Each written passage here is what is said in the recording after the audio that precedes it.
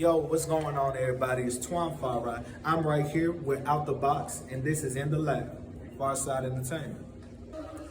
Twone Fari is a local Chattanooga artist at the moment. I make gospel music, and I'm just here to impact the world with God's word. Where'd you come up with the name? I came up with the name. I used to call myself Zeus the Psychedelic, and then I started getting into the gospel. We understand who Zeus is. Zeus is considered a false god, which is a false idol. When we look at the laws of Moses, which is the second commandment. So when I figured I called myself Zeus, it's like, oh, I'm putting a false image on myself. My real name is Antoine. And, you know, I'm a fan of Rastafari. It's part of Abrahamic religions. So I was like, Twone Fari. It just got a good ring to it. So, you know, I take that.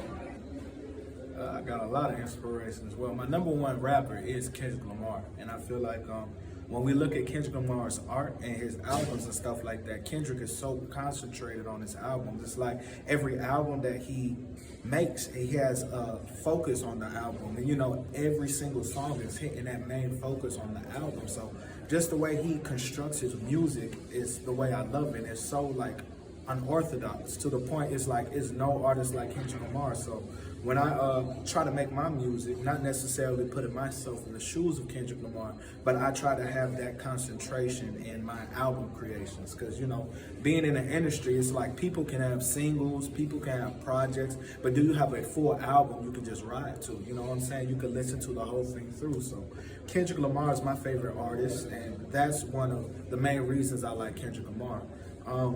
As far as making gospel music in the rap world, my favorite artist is Kanye West. And one of my dreams is to be distributed by Kanye West because, you know, Donna and Jesus is King are like perfect albums. And when we look at Kanye West's life, you know, Kanye West went from being a sinner to, you know, hosting those Sunday services and different things like that. So, you know, when I look at Kanye West, you know, I can look at myself. Like I said, I used to call myself Zeus the Psychedelic. You know, I wasn't living the righteous lifestyle that I was living right now. So, you know, Kanye West is one of my big influences.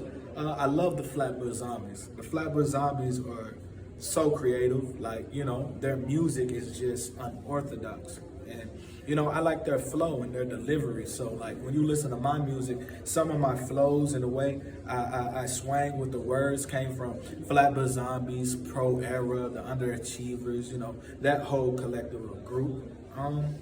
Aside from rap music, I love reggae music. Chronix is my favorite reggae artist. Bob Marley, you know, the typical. And R&B.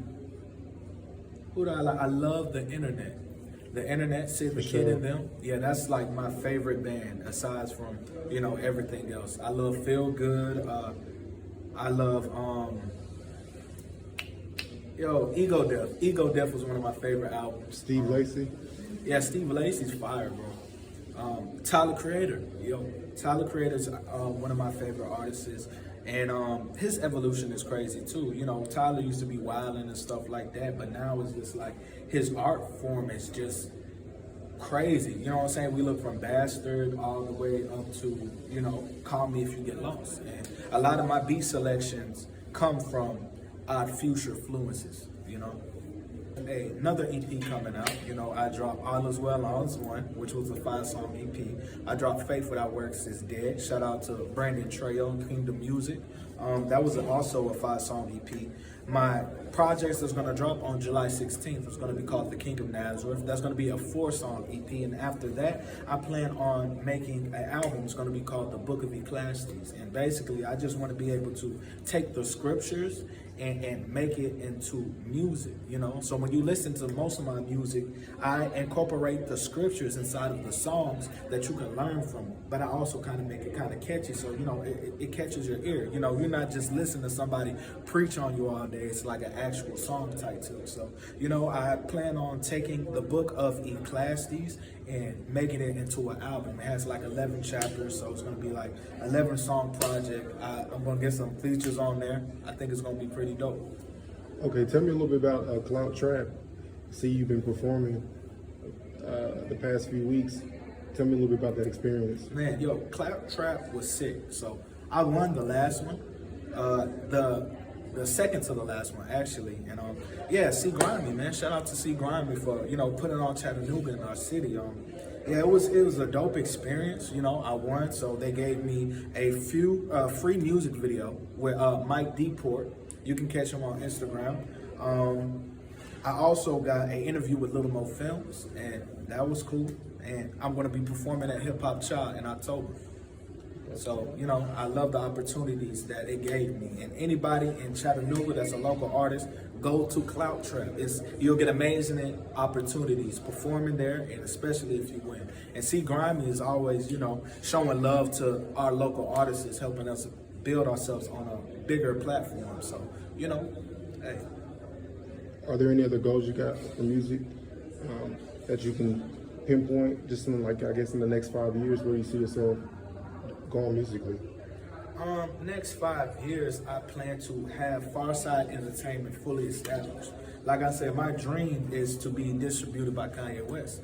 And, you know, I want to be able to take my music and actually be able to impact the youth, you know, throwing shows, going around the world, you know, and my music goes hand in hand with my teaching. So with that being said, it's like, you know, I want it to be bigger than me. So Farside Entertainment will definitely be established by 5 years, and I'll have several different artists on my campaign and on my label. And yeah, I just basically want to go global with it, international. Yo, everybody, you can catch me on Instagram, Mr. Twone Fari, MR21, as in the numbers, Fari. And you can catch me on all streaming platforms, Twone Fari, TWONE FARI. Check out All Is Well, All Is One, Faith Without Works is Dead, and The King of Nazareth is dropping on July 16th. So everybody has your eyes open, listen to the projects, Farside Entertainment. Ain't trying to drive no Escalade, ain't worried about no Cadillac. Matter of fact, on how you think Zurfy playing, you have all of that, cause when it's gone, can't get it back. Roses all up in the back, growing and exposed until it's golden. We ain't going back to this lifestyle. Yeah, them streets wild, you get profiled, pat down if your skin brown, booked if you whacked out, and go on let the cat out. Drop the first stone if you sin, the first one thrown go in the pit, and if you don't repent, you getting ends. Get split like a wig for not having license. You just might get pulled over, think it's over, then wait yet again. Show you graces in higher places. Synagogue with Satan ain't a saint's placement. Lock us up in cages, take it, get released and jump into the sea, just like the cavemen with the pigs. Get played out your hustle. I can give you common sense. Money answers everything, and that just really common sense. From a young man, slay Goliath. Ask the judge from above if you think I'm lying. Removing all triumphs. What appliance? Try this kindness. It came in perfect timing. I think mental health is a very critical point. We have to actually think about when we're making music, because like I said, I used to call myself Zeus the Psychedelic, you know what I mean? So I'm not gonna, you know, try to put on a false advertisement to the youth and to my fan base and the audience. Like, I used to do a lot of drugs, you know, I used to smoke a lot of weed, I used to trip LSD, shrooms and things like that. And when we really look at the music that we take in, the music that we take in is a part of our lifestyle, you know? So if I'm promoting these things to these children and I'm promoting things to my audience, you know, they're gonna wanna do the same thing that I'm doing, you know, because I am what they look up to. So as far as mental health, I believe that, you know, our artists, even if you talk about these things, like you could be talking about killing, you could be talking about drugs, you could be talking about all of these other things. But, you know, you also have to instill real life situations into your audience and your fan base. So mental health is what you're picking up from your artists. You know, music is subliminal, once again. So, you know, I just like to preach positivity now. You know, I changed my name, I changed my presence, I changed everything to the glory of God to be able to retreat people into God's kingdom. So with that being said, we just want to preach the word of God and the gospel and help influence people into the right path and the right direction. Oh man, Faith Without Works is Dead is actually my favorite project that I worked on. You know, that's coming from the book of James, and it's basically talking about, you know, if you don't have acts behind your faith, you know, whatever you believe in is invalid. So with that being said, I was going through a downtime in my life where, you know, I was going through different jobs and, you know, I'm trying to be able to establish God's kingdom in my life and also to my audience. So, you know, it was just like for a long time, it was like everything that I was believing in wasn't progressing because I wasn't putting no action into it. So faith without works is dead means so much to me because I actually started really taking the initiative to be able to put actions behind what I believe.